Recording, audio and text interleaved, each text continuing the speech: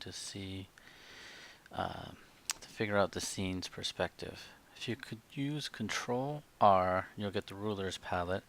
If you drag down from the top with the V tool, the move tool, you'll get guidelines. And right now I'm just placing at the horizon a line to basically be where our perspective will go to, which is the horizon in this shot, which you can see is the ocean, which goes out basically to infinity. And then what we're going to do is we're going to basically create paths and try to follow the building's perspective out to the horizon and maneuver it so we can establish the vanishing point of this scene.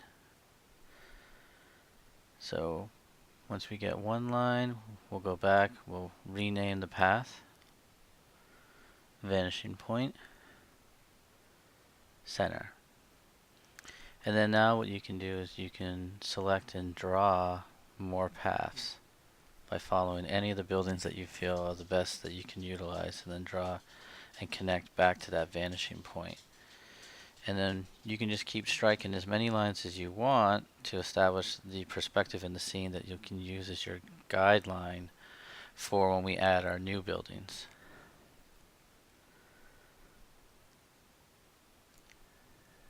And then click and maneuver it. And then basically if you select A, it allows you to select each path point and maneuver them. So you'll basically be toggling between the P tool for the pen tool and the A tool for the selection of the paths. And then here you just keep moving various path lines across the scene so that you can see where everything's going, and then minutely change exactly where you think the vanishing point should be going towards. And the more lines that you strike, the more that you'll actually see where all the buildings converge at.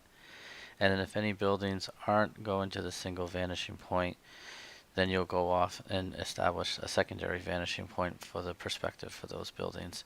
As you can see in this shot, some of the buildings aren't perpendicular to us or following the regular grid, so some are at slight angles, and those would be buildings that you want to establish a separate vanishing point for.